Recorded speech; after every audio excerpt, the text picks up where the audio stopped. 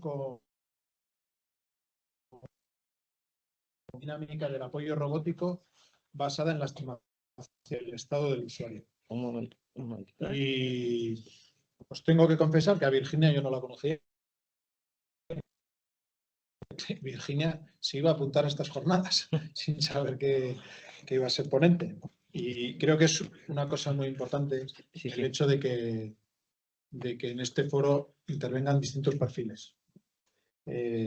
Virginia obtuvo el doctorado en 2016 en la Universidad de Louvain-la-Neuve en Bélgica y dedicó su tesis al control de exoesqueletos de pierna mediante el concepto bioinspirado de primitivas motoras.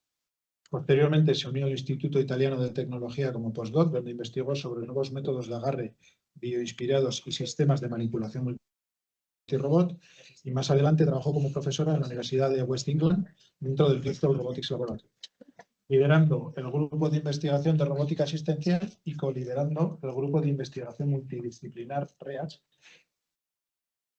Y actualmente es Ikerbas Research Fellow Simón Gabón, Goy Escola Politecnoa, en el área de robótica y automatización. A lo largo de estos años, Virginia ha realizado la mayor parte de su investigación en el marco de proyectos colaborativos, tanto a nivel nacional como europeo, y ha servido como revisora y editora de revistas y conferencias, así como coordinando numerosos workshops a nivel internacional. Tenemos el cuadro, tenemos el lienzo, tenemos la mirada crítica, y nos vamos al taller. Nos vamos al taller porque todo ahora necesita un taller donde se experimente y se transfiera el conocimiento. Aquí conectamos la investigación y la práctica real. Muchas gracias, Manu, por la introducción.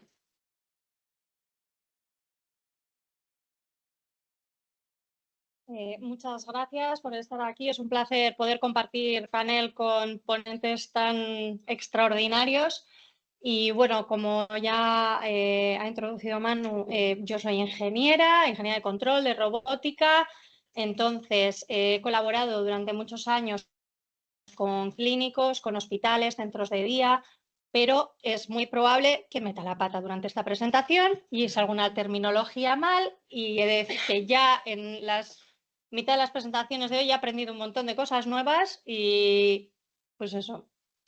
Entonces, yo la charla que voy a dar hoy va enfocada hacia la aplicación de la inteligencia artificial, pero en general la aplicación de la robótica en la neurorehabilitación. Entonces, para los que son menos o están menos familiarizados con ello, voy a empezar con una pequeña introducción sobre lo que es un robot de asistencia y en qué ámbito se puede aplicar en neurorehabilitación. Luego, tenía unas cuantas diapositivas sobre la necesidad de adaptación de las terapias robóticas, pero vamos, estoy encantada con las presentaciones anteriores porque todas han hablado de esa necesidad de adaptación, de personalización, de individualización. Así que bueno, espero que haya un poquito más, pero yo creo que ya está sentado la base. Y luego acabaré exponiendo 4 ejemplos de algunos proyectos o trabajos que hemos realizado con robots en rehabilitación robótica. Después de lo que he ido escuchando y de las necesidades que se han expuesto esta mañana, me hubiera gustado traer muchos más ejemplos, pero bueno, nos vamos a centrar en 4 y si no ya os iré comentando individualmente. Entonces, para empezar, brevemente quería poner, todos tenemos en nuestro imaginario lo que es un robot y pensamos en algo así, o en Wall-E o en Terminator, ¿vale? Pero hay muchos tipos de robots. Hay una definición internacional de lo que es un robot, que es un mecanismo actuado, Curiosamente, la Organización Internacional de Estándares define lo que es un robot de servicio, define lo que es un robot médico, que si se lee la definición, en general suele ser, los ejemplos que ponen se refieren a robots quirúrgicos en su mayoría, pero no hay una definición como tal de un robot de rehabilitación o un robot de asistencia. Y si alguien la ha encontrado a nivel, me refiero de estándar internacional, pues me lo dice, porque yo de momento no la he visto. Entonces, bueno, yo he definido también para que tengamos un poco en mente, cuando yo hablo de robot de asistencia, ¿a qué me refiero? Yo con un robot de asistencia me refiero a un robot que puede percibir, procesar información y tomar acciones para ayudar a la gente a mantener o mejorar su condición física o cognitiva. Esto se puede aplicar a robots de rehabilitación, robots de cuidados, de servicio o incluso a un robot industrial que está ayudando a un operario a realizar su trabajo en la fábrica. Pero bueno, en este caso nos vamos a centrar en los robots de asistencia en rehabilitación. ¿Cómo pueden ayudar los robots de asistencia en rehabilitación? Me gusta dividirlo como en dos fases. Por un lado es cómo pueden ayudar a través de una interacción social o pueden ayudar a través de una interacción física, es decir, manipulando físicamente a la persona, al paciente. Ahora, dentro de la asistencia social, a través de esa interacción social, pueden hacer una asistencia social, es decir, ayudar a la persona a socializar. Hay robots que ayudan a la persona a mantenerse socialmente activa. Se engloban, por ejemplo, los robots de telepresencia o los chatbots también. Y hay robots que ayudan a la asistencia o que dan una asistencia cognitiva, es decir, a mejorar o a mantener la capacidad cognitiva de la persona. Y luego tenemos los robots que dan asistencia a través de una interacción física y los categorizamos en, por un lado, robots autónomos, es decir, por ejemplo, un robot teleoperado que lo puedas enviar a hacer algo, que te coja algo, si lo estás usando en casa, que vaya a la cocina y te traiga algo. Podemos tener robots de asistencia a la movilidad. Aquí hay un dibujito, por ejemplo, este es el walker, que era como un andador, pero motorizado y con una serie de funciones sensóricas. Los exoesqueletos, que muchos ya conocéis, o las plataformas de rehabilitación, que, bueno, hay un ejemplo fuera, el que lo ha visto también, para rehabilitación de los espasmos de la mano, que son, un exoesqueleto es algo que te pones y va pegado a tu cuerpo, mientras que la plataforma de rehabilitación o de End Effector lo que hace es agarrar la extremidad y moverla, pero sin tener control directo sobre todas las articulaciones y todas las partes del cuerpo. Entonces, cuando al final de la presentación, los 4 ejemplos que voy a dar son 2 sobre asistencia cognitiva, uno sobre exoesqueletos y otro sobre plataforma de rehabilitación. Entonces, todos estos robots que pueden proveer asistencia tanto a nivel social como a nivel con interacción física, como hemos visto ya a lo largo de esta mañana, requieren de adaptación al usuario. ¿Por qué? ¿O por qué creemos que pueden necesitar? Han ido diciendo esta mañana múltiples razones, pero bueno, aquí yo presento un estudio de 2023, una revisión de literatura, donde se expuso que hay un 20% de ratio de abandono de las tecnologías de rehabilitación. Y entonces investigaban un poco cuáles eran las razones principales y las categorizaban. ¿Por qué la gente no quiere usar esas tecnologías? Las tenemos, en muchos hospitales hay, pero la gente no acaba en algunos hospitales no se tienen. Las 6 principales son el coste, obviamente, algunas son muy caras, algunos hospitales no se lo pueden permitir. Beneficios globales, muchas veces esas plataformas de rehabilitación benefician al paciente, pero son una carga para el clínico. O al revés, benefician al clínico porque le hacen la vida muy fácil, pero al paciente no le gusta. Confianza. La gente todavía es muy reticente a confiar en la tecnología. El acceso, simplemente hay sitios donde no hay acceso a esa tecnología. Entonces, bueno, a nivel de adaptabilidad, esas 4 no se puede hacer mucho, pero, por ejemplo, si nos vamos a una de las razones principales, que es la usabilidad, una de las razones por las que se abandona la tecnología dicen que es porque no es usable. Y hay 2 puntos dentro, si hacemos un desglose. Uno es que los usuarios quieren que la tecnología sea intuitiva y que sea customizable. Es decir, que se adapte la tecnología al usuario final y al clínico también. Tiene que ser usable por el usuario, pero también por el clínico. Si el clínico tarda 2 horas en montar el exoesqueleto, no le vale para nada. Y también tenemos el codiseño.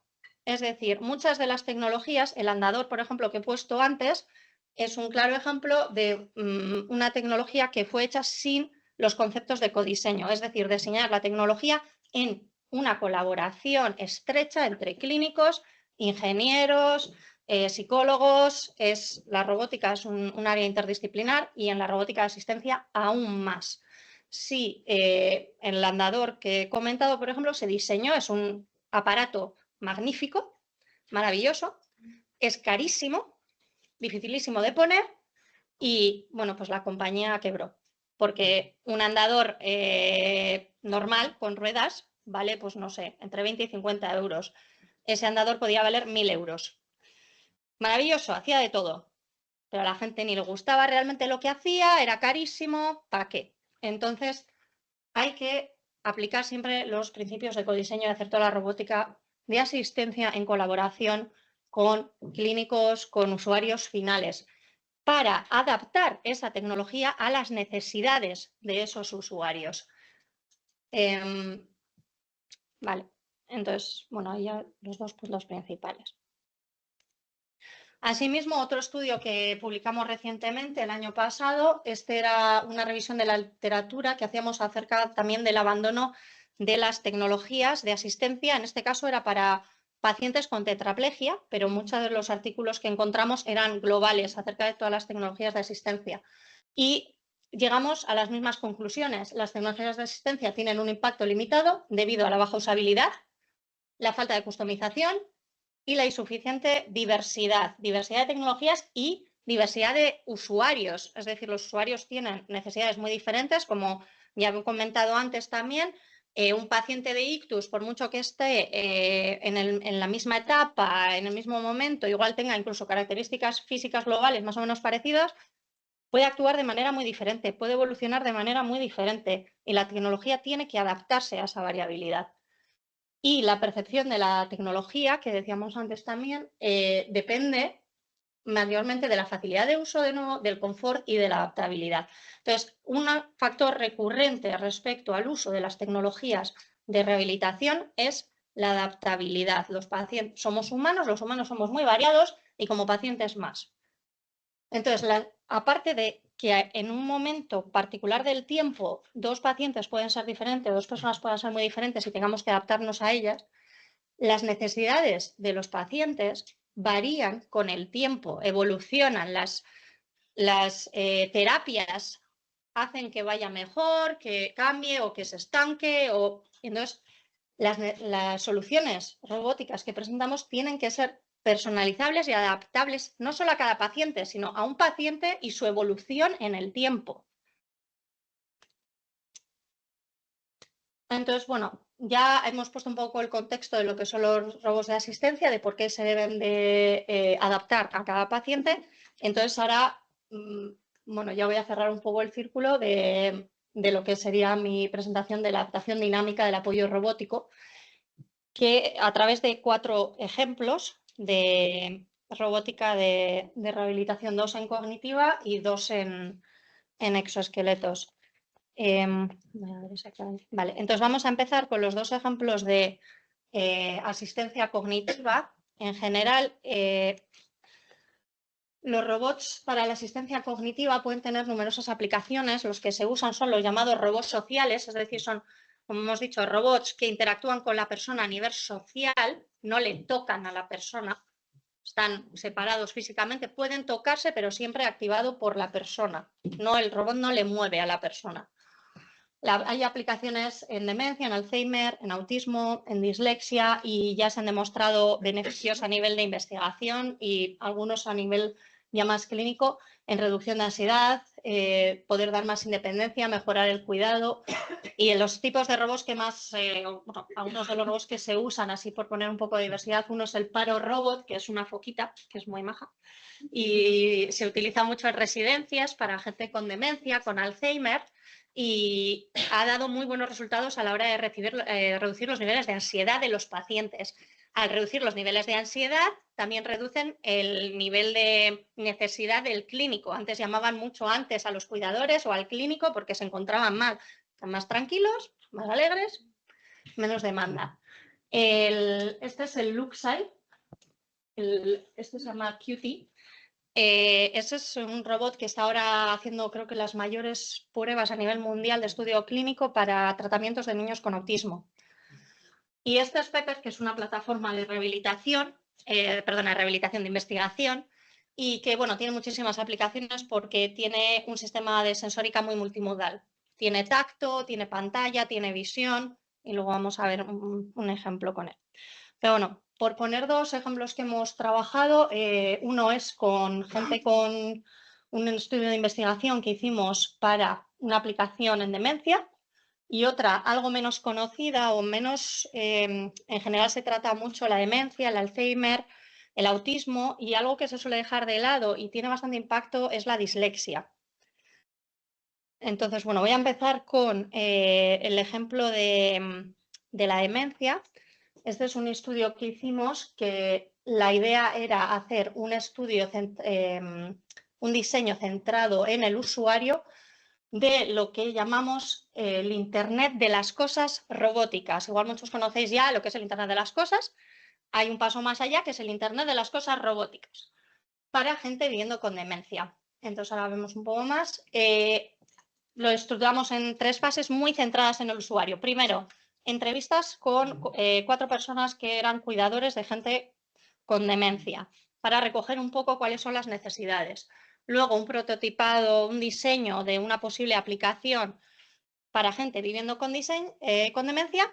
Y luego hicimos un grupo en el que 6 cuidadores discutían un poco la aplicación que habíamos hecho y las mejoras que se podían hacer para una siguiente fase. Entonces, ¿cómo ayuda esto en la adaptabilidad a la persona? Pues claramente a través del codiseño. Aquí nos estamos centrando mucho en diseñar una aplicación que se basa en las necesidades de la persona y sobre todo de los clínicos, de cómo los clínicos y los cuidadores observan las necesidades de la persona con demencia. Entonces, empezando con las entrevistas, hicimos un análisis acerca de cuáles son las principales actividades en las que necesita apoyo una persona que vive potencialmente incluso sola con demencia. Y las 3 que se identificaron fueron beber, comer y tomar medicación. Esas 3, además, lo que nos dijeron es que las habían elegido sobre todo porque están altamente relacionadas. Es decir, para tomar medicación muchas veces tienes que haber bebido agua o tienes que haber comido o comer después. Entonces, necesitarían de tecnología que sea capaz de ayudar en la toma de medicación y además comprobar que se ha comido o se ha bebido. Entonces, bueno, hubo otra serie de requisitos, pero bueno, basándonos en lo que nos dijeron los cuidadores, diseñamos un sistema basado en Internet de las cosas, es decir, sensorizamos una casa. En el laboratorio donde trabajaba antes teníamos un pequeño bungalow ficticio y lo sensorizamos. Pusimos sensores de movimiento, se pusieron sensores en armarios clave, por ejemplo, el armario de las medicinas, el frigorífico, el enchufe de la tetera. Y aparte incorporamos el robot Pepper conectado a la casa. El robot Pepper tenía las siguientes funcionalidades. Una, visión, es decir, a través de ella éramos capaces de hacer reconocimiento facial y reconocer la medicación. El robot pedía al usuario que le enseñara qué medicación estaba tomando y el robot comprobaba si era la medicación correcta. Usamos 4 packs diferentes con un 97% de precisión de reconocimiento y también queríamos detectar pastillas, pero como no podíamos dejar pastillas por el laboratorio, usamos M&M's de momento, ¿vale? Con un 95% de precisión. Luego incorporamos al robot un GPT conversacional para que pudiera interactuar en conversación con el usuario y hacer preguntas de las que luego se podían extraer datos que iban a un diario de actividades. Es decir, aparte de el robot estar detectando con visión la medicación o detectar qué había pasado en la casa, se conectaba a los sensores, veía si la persona había abierto la nevera o no, iba rellenando un diario. Ese diario luego era accesible por el clínico, que sabía si la persona había comido, cuando había comido, se te había tomado la medicación, si no, o qué. Y la conversación servía para rellenar huecos. Es decir, también a nivel del robot podía preguntarle algo al usuario y ir rellenando su diario, o si el usuario, estamos hablando de una persona con demencia, olvidaba algo, me he tomado ya la medicación, he comido ya, puede preguntarle al robot y el robot va a su diario y extrae la información. Esto nos permite un alto nivel de personalización porque también podíamos, bueno, voy a poner directamente el vídeo para que veáis al robot la conversación sobre ese tipo de clarificación de preguntas.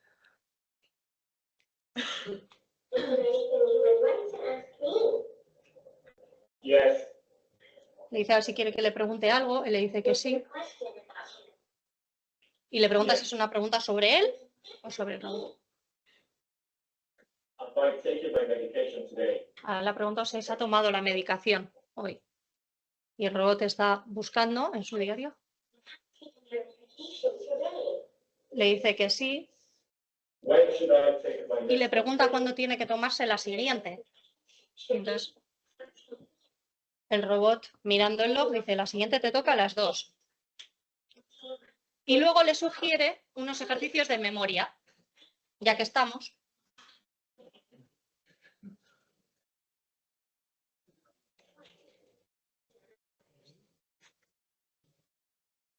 Entonces, aprovechamos la conversación con el robot para hacer una rehabilitación cognitiva. Es decir, vamos a hacer unos ejercicios de memoria ya que has empezado a hablar conmigo. Eso sí, siempre la idea es que la persona esté en control. Es decir, la persona puede perfectamente decir, ahora no me apetece. Y ya está. Cosas que también el robot puede grabar. Y si la persona no le apetece durante 5 días, a dar una alerta o apuntar en el informe. Uy, perdón. Aparte de la personalización a través de estas preguntas, y bueno, me ha saltado una fase que es una fase de, ¿cómo decirlo?, de presentación entre el robot y la persona, donde se detecta la cara de la persona para que el robot pueda buscarle. Si son las 3, te toca la medicación y estás en la habitación, el robot busca a la persona por la casa, la detecta y le dice, es la hora de tu medicación. Si hay otra persona en la casa, no le dice nada. Entonces es altamente customizable, es muy intuitivo porque va a través de conversación y aparte nos permite hacer 2 tipos de recordatorios. Unos recordatorios customizables, como hemos dicho, por el clínico o por el cuidador, en el que se meten una serie de pautas, cuándo es la medicación, cuántas veces tiene que comer, cuánta agua tiene que beber. Y otro basado en eventos, es decir, por ejemplo, si la persona enchufa la tetera, el hervidor de agua, el robot lo identifica, busca y le dice, oye, ¿quieres hacerte un té o qué quieres hacer? O detecta, aquí tenía un sensor en la cocina que detectaba que entraba a la cocina. Entonces el robot dice, has entrado a la cocina, ¿qué quieres hacer en la cocina? Y tiene una serie de secuencias, por ejemplo, para preparar un té hay que hervir el agua, hay que poner una bolsita, hay que hacer una serie de pasos. Si la persona se olvida de uno de los pasos o le pregunta al robot, el robot traquea qué está pasando y puede ayudar a la persona a finalizar su tarea. Entonces, esta, por ejemplo, es para la toma de medicación. Entonces, gracias a que la casa está sensorizada, el robot ahora le está sugiriendo que tome la medicación, pero no solo le dice que la tome, sino que le dice dónde la ha guardado y le guía hasta el cajón donde está guardada y le señala. Vamos a ver. El robot avanza y le señala dónde está guardada la medicación.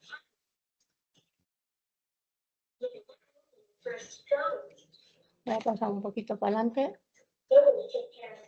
Y le enseña en una imagen también cómo es la caja de la medicación que tiene que tomar. Entonces, todo esto se puede customizar, se pueden poner más o menos medicaciones, se puede poner más o menos apoyo, depende de lo que la persona necesite. Y le pide a la persona que le enseñe la medicación para comprobar que es la correcta. No voy a poner todo, pero bueno, luego también se asegura de que haya bebido agua. Le pregunta, ¿has bebido agua antes de tomar esto? Claro, esto se basa también, en cierto modo, en que la persona va a ser sincera. Es decir, le puedes mentir al robot, pero ya ahí nos metemos en un barrizal. También le puedes mentir al cuidador si quieres, aunque... He de decir que también hay universidades y hemos visto trabajos hay algoritmos y se podría aplicar la IA, por ejemplo, para detectar si la persona está bebiendo. Aunque, claro, luego hablando con los cuidadores también decían, por ejemplo, a la hora de tragarse la pastilla, es muy difícil, porque incluso eso se la pueden guardar y sacársela luego. Como no hay manera de realmente estar 100% seguros. Entonces, este es el ejemplo que la persona entra a la cocina, pasa por el sensor.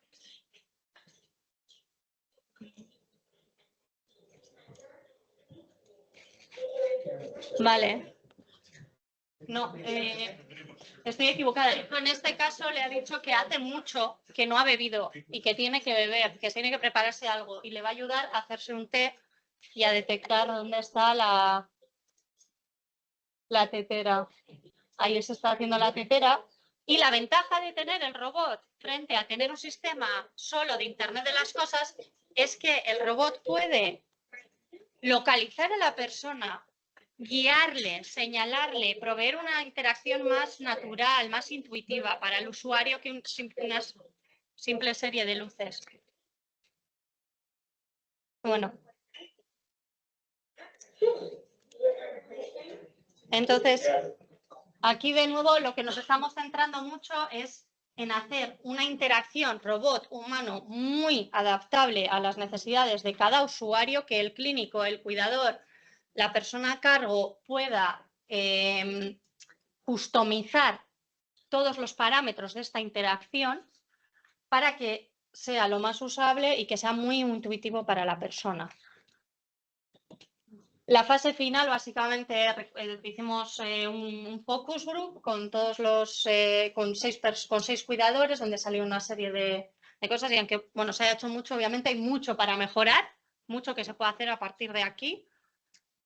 Y bueno, el estudio, pues de momento acabó aquí, está publicado, si lo queréis ver más tarde.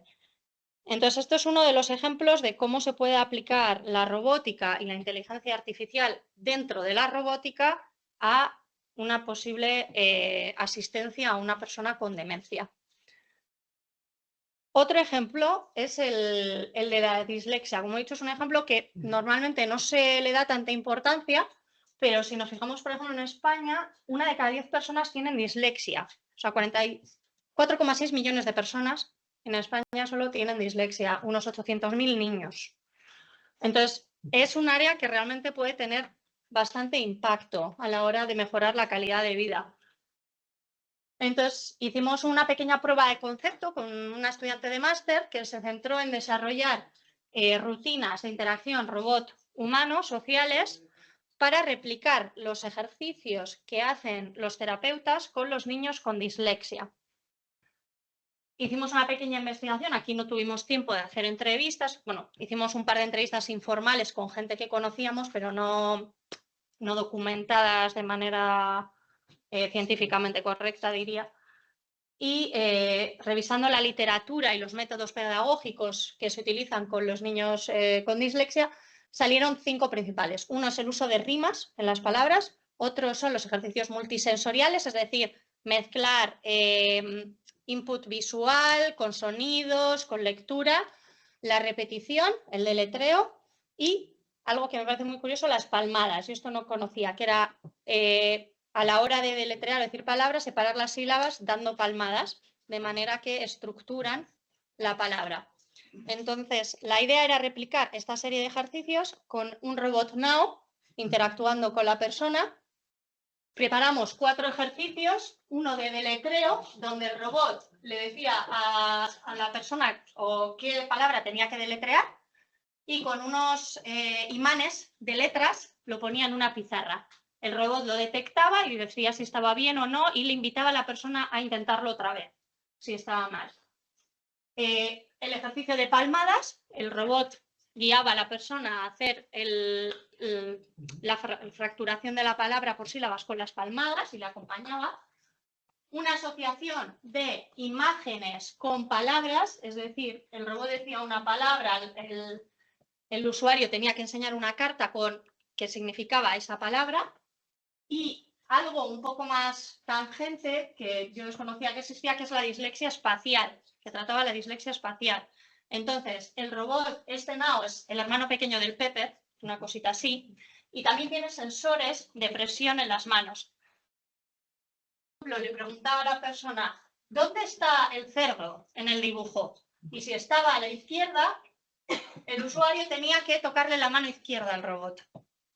Entonces, hay esa función motora mezclada con la visual, mezclada con la interacción verbal. De nuevo, son ejercicios altamente configurables y con lo que nos centramos aquí es en mejorar la interacción entre el robot y el humano siguiendo las pautas que se han registrado en terapia. Es decir, una de las cosas que nos centramos es, por ejemplo, en cuántas veces hay que insistir a la persona en que lo repita, si lo ha hecho mal. Deletrea, prueba otra vez. ¿Cómo se lo dices? ¿Cómo le insistes? ¿Hasta dónde le insistes? O sea, llega un momento también que dices, mira, déjalo, vamos a pasar al siguiente ejercicio, porque si no se frustra. Y de nuevo es bastante intuitivo el uso de cartas, de juegos, de cosas que ya conoces, hace que sea más intuitivo de usar. Aquí hay unas imágenes, bueno, del robot con los juguetitos que estuvimos usando, la pizarra con los imanes y la estudiante Siamli que estaba haciendo todos los ejercicios. Bueno, entonces esto es respecto a los dos ejemplos, hay más, pero dos ejemplos respecto a cómo la interacción social puede ayudar a la mejora cognitiva de las personas. Ahora nos vamos a centrar en la interacción física y la necesidad de adaptabilidad en la asistencia dada por exoesqueletos o cómo se puede incorporar más bien esa adaptabilidad a los exoesqueletos o las plataformas de rehabilitación. Como sabéis, hay numerosas aplicaciones donde los robots pueden proveer asistencia física de manera eficaz, en ictus, en Parkinson, en lesiones traumáticas, ayudando a la marcha, ayudando a la movilidad del miembro superior, de la espasticidad. Les han demostrado beneficios, tanto una mayor independencia, si hablamos de exoesqueletos que se pueden llevar a la calle, como la reducción del tiempo necesario en rehabilitación, de los costes, la posibilidad de dar una rehabilitación intensiva. Esos son algunos ejemplos de robots de rehabilitación que existen hoy en día. Y los ejemplos que os voy a explicar hoy son uno que se pensó para ictus, que es el que estamos trabajando ahora en la universidad dentro del programa OSADAP, y otro para lesiones traumáticas, que es con el que voy a empezar a hablar. En este caso, lo que proponíamos era un exoesqueleto para asistencia física. En verdad, el proyecto se llamaba CyberLess, estaba pensado para pacientes con diabetes que habían sufrido una amputación y el exoesqueleto era para la pierna no amputada, para soportar el peso y ayudar a la movilidad. Era un proyecto muy grande, se fue un poco de las manos y es verdad que al final lo que acabamos es probando con un sujeto amputado traumático, por eso lo he puesto dentro de los traumáticos. Ahora, cuando nos vamos a los robots de neurorehabilitación, rehabilitación de exoesqueleto para rehabilitación de la marcha, los que habéis trabajado con ellos ya sabéis que hay una serie de parámetros que se pueden cambiar en función del usuario. Puedes cambiar la cadencia, puedes cambiar la altura, peso, etc. Pero una vez lo defines, ahí se queda. Y eso sigue constante. Entonces, dentro de lo que he ido exponiendo, nosotros creemos que hay que ir un paso más allá y adaptar esa asistencia no solo al principio de la sesión y a 4 parámetros, sino que sea altamente individual y personal durante toda la sesión. Cuando pensamos, por ejemplo, en la manera de andar, todos somos capaces de identificar a nuestros amigos o familiares por cómo andan, sin necesidad de verles la cara. Entonces, imponerle un patrón de marcha a una persona concreto que no tiene nada que ver con cómo esa persona anda, lo que resulta es que muchas veces, en lugar de percibir la asistencia como una asistencia, la ven como una perturbación contra la que tienen que luchar. Entonces, lo que propusimos nosotros es usar un modelo bioinspirado de asistencia para el exoesqueleto.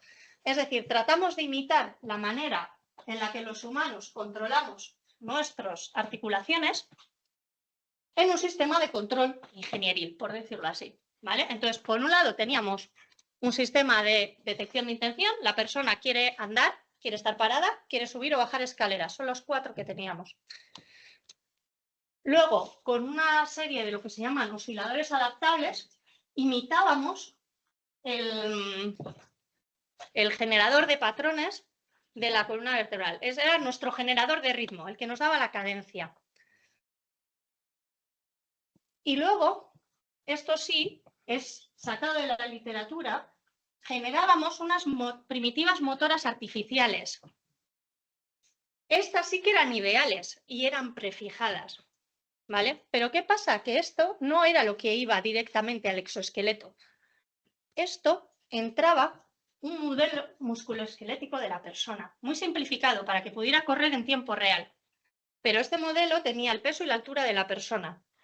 Entraban las primitivas motoras que activaban los músculos, no las articulaciones, activaban los músculos de este modelo. Y dentro de esto, voy a pasar al final, entraba en el modelo musculoesquelético, pero es que aquí también entraba la postura de la persona en ese preciso instante de tiempo. Entonces, aunque yo meta una estimulación muscular que sé que es ideal, que igual no es la de esa persona en concreto, me está entrando un modelo musculoesquelético que está customizado a esa persona. Y además, lo estoy poniendo en la posición en la que está esa persona en ese instante. Es decir, si yo tengo un músculo que me va de aquí a aquí y le doy una estimulación en esta postura, esa misma estimulación, si estoy en esta postura, me genera una reacción diferente y una postura final diferente. Entonces, eso lo probamos en un exoesqueleto del proyecto. Como veis, no es ninguno de los exoesqueletos guays que existen comerciales, es uno que se hizo para el proyecto. Pero lo que quiero que observéis aquí es que esta es la cinemática de la persona, así es como está andando y está variando, obviamente, con el tiempo. No damos dos pasos iguales, ¿vale? Y estos son los torques que se generan de asistencia a nivel articular. Cada uno es ligeramente diferente del anterior. Se está adaptando en cada momento a cómo la persona está andando en cada preciso instante de tiempo. Además, gracias a la definición de intenciones y a los cambios de cadencia, te adaptas también a la cadencia de la persona y podemos transicionar entre escaleras, suelo llano, sin tener que parar en medio. Entonces, bueno, aquí la adaptabilidad se centraba sobre todo en la usabilidad, era altamente customizado y personal, intuitivo para cada persona. Estos son algunos resultados que tuvimos.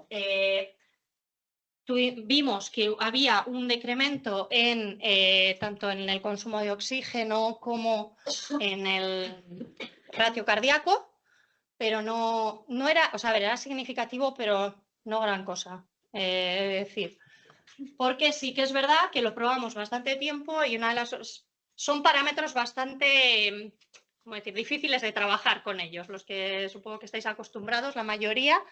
Y muchas veces con el tiempo la persona se habitúa y busca la manera más fácil para cansarse menos, aunque la asistencia sea horrible. Para mí, como anécdota, lo que más me sirvió como feedback es cuando acabamos el experimento con una de las personas, se sentó, se tenía que ir a la habitación de al lado a cambiar, a quitar todo el exoesqueleto y me dijo, por favor, enciéndeme la asistencia. Y dije, vale, eso es que algo está funcionando, porque si no lo llevaría a rastras. Pero bueno, como polémica un poquito aquí, lo que quiero decir es, este sistema es altamente personalizable, adaptado a la persona cada instante de tiempo, en cada segundo y cada sesión. Y no usa IA. Al menos no como la entendemos hoy en día, de Deep Neural Networks y aprendizaje y datos gigantes. Lo he puesto un poco como un ejemplo también para decir que la adaptabilidad no siempre tiene que pasar por la IA. Muchas veces se pueden hacer muchas cosas con modelos y con sistemas que ya conocéis, que vosotros conocéis mejor que nosotros y que se pueden aplicar a las tecnologías y hacer que sean más adaptables a la persona. Pero bueno, entonces ahora voy a pasar al último ejemplo, que es la investigación que estamos tratando ahora de llevar a cabo dentro del proyecto del CARTEC de OSADAP. Esto lo estamos ahora empezando con Iraide, que está sentada allí, mi doctoranda de Mondragón. Entonces, como hemos ido hablando también a lo largo de la mañana, ha ido saliendo un poco en términos de rehabilitación física, la mayoría de soluciones se adaptan al físico de la persona, su cadencia, su altura, su peso, cómo se está moviendo, su cinemática. Pero ya ha salido por ahí un poco en la discusión, ¿no? Un poco cómo la persona se siente ese día, cómo llega a esa terapia, cómo se siente el terapeuta, cómo se siente la persona. Entonces, una de las cosas que se nos ocurrió es, deberíamos tener también esto en cuenta a la hora de programar nuestros robots de rehabilitación. Deberíamos tener también en cuenta el estado emocional de la persona. El estado emocional impacta en la manera en la que tú te comportas a nivel motor. Entonces, lo que proponemos es un cambio de paradigma en la rehabilitación robótica en la que no solo se tiene en cuenta el estado emocional, el estado físico o incluso cognitivo de la persona, sino que además se tiene en cuenta el estado emocional, es decir, dotar a los robots de una conciencia emocional del usuario. Nuestra hipótesis es que esto dará una mayor motivación, facilitará la adherencia al tratamiento, proporcionará una mayor adaptación. Tenemos otro nivel de adaptación más, ya no solo a su estado físico, sino también a su estado emocional. Y potenciará aún más la experiencia rehabilitadora centrada en el usuario. Esto es como tenemos planificado el proyecto, como digo, estamos en un estado inicial. Queremos hacer un proyecto muy centrado en el usuario, y hablamos de usuario final, y de médicos rehabilitadores, clínicos, fisioterapeutas, de toda la gente que va a usar estas tecnologías. Entonces, igual que antes, tenemos una fase de entrevistas muy potente, con luego una fase de diseño y testeo, feedback que vuelve al diseño y testeo. Ahora mismo estamos muy centrados en la fase de entrevistas y recoger los requisitos, qué hace falta, cómo se llevan a cabo estas terapias y cómo influencia las emociones.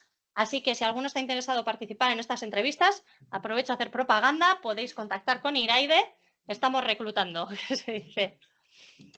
De momento, así un poco de spoiler, una de las cosas que hemos visto es que muchas veces lo que dicen el paciente no es lo mismo que lo que transmite con su cuerpo. Entonces, el fisioterapeuta lo que hace muchas veces es observar. Tú me estás diciendo que estás bien, pero yo veo que vienes sudado, que tienes mala cara, que tal. Luego, tuneo mi asistencia, voy a cambiar mi terapia de hoy o voy a modificarla ligeramente en función de cómo te esté viendo. El robot debería hacer lo mismo. Y una de las cosas que también ha salido antes es que lo que requieren muchas veces los fisioterapeutas es saber un poco cómo ha evolucionado el paciente y también poder dar feedback de pequeñas mejoras. Es decir, aunque la mejora haya sido pequeña, si yo te doy ese feedback, eso motiva al usuario, aunque no sea una gran mejora, no es un granito, pero venga, lo estás haciendo bien. Entonces, basándonos un poco en esa incorporación de emociones, lo que queremos es, esto es un esquema también muy ingenieril, como digo yo, es recoger los requisitos de los usuarios a nivel de usuario final, de paciente y de clínicos, y promover una adaptación al usuario de la robótica, teniendo en cuenta y dando un peso muy importante a la adaptación, tanto al estado físico, detección del movimiento, como al estado emocional. Una de las cosas que nos han dicho las entrevistas es que sí se tiene en cuenta, me lo podréis confirmar o negar, pero con los que hemos hablado de momento es que sí se tiene en cuenta ese estado emocional del paciente. Entonces, queremos hacer que, por ejemplo, se pueda modificar la velocidad de la terapia robótica o la fuerza ejercida por el robot en función de esas emociones. De nuevo, al mejorar la usabilidad a través del codiseño y de la personalización de la terapia. Entonces, ya por concluir, lo que quería presentaros con estos 4 ejemplos es que la adaptación de la rehabilitación al usuario es necesaria para maximizar la usabilidad y la aceptación de la robótica en la rehabilitación. Se puede hacer a través de codiseño, de customización y de mejora de la intuitividad. Que la personalización de la asistencia ahora mismo se hace según el estado físico y cognitivo, normalmente entre terapias, es decir, entre una terapia y otra modifico los parámetros o cuando llega el paciente tuneo un poco y lo dejo fijo. Queremos incorporar un cambio de paradigma añadiendo el estado emocional a la adaptación y que esta adaptación se debe hacer entre sesiones, al principio de las sesiones y en tiempo real. Es decir, según avanza la sesión, el estado del paciente va cambiando, se va cansando, se va frustrando porque esto no funciona como yo quiero, no estoy mejorando, no veo que llego, el otro día llegué más que hoy. O mira qué bien lo estoy haciendo, qué fuerte me siento hoy. y tenemos que ir modificando los ejercicios que estamos haciendo según va avanzando esa media hora o esa hora de terapia que tiene el paciente. Pues esto es todo. Quería agradecer a los estudiantes que en verdad han hecho todo el hard work aquí y cualquier pregunta que tengáis.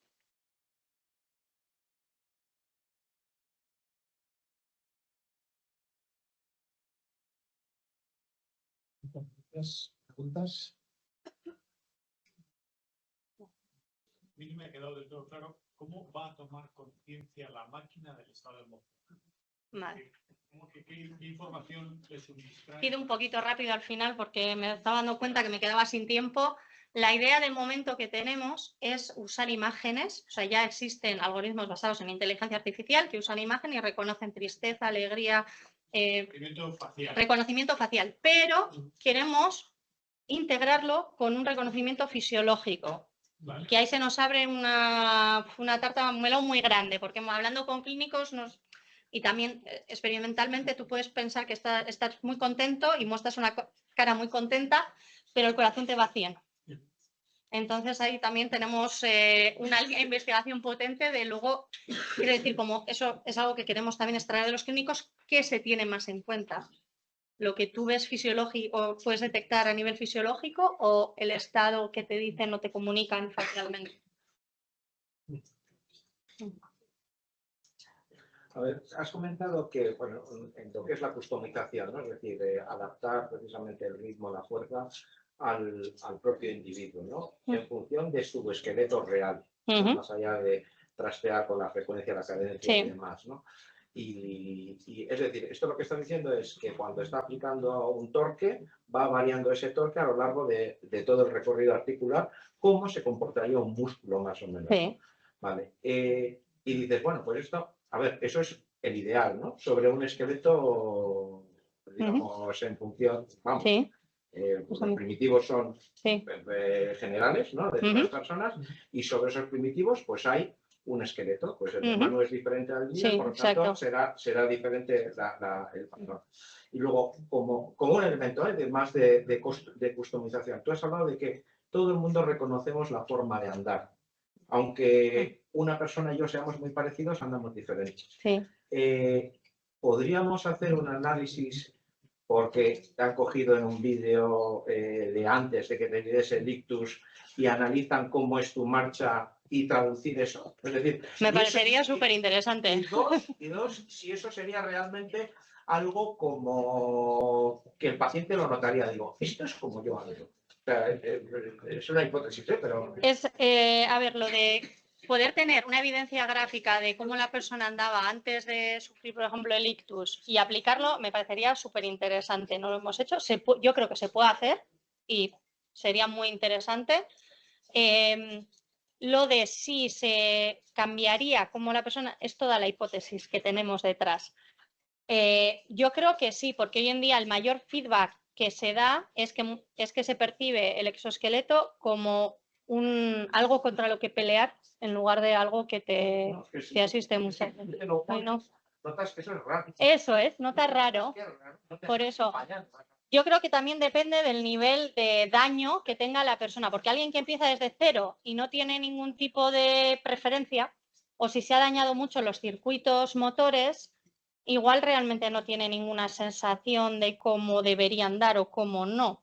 Pero alguien que puede andar, pero no anda bien, o sea, que está todavía en recuperación, esa persona sí tiene una preferencia, sí tiene unos rangos de movimiento diferentes que otra persona. Entonces creo que sí. Estás hablando de, en una fase avanzada en la rehabilitación, de hacer que recupere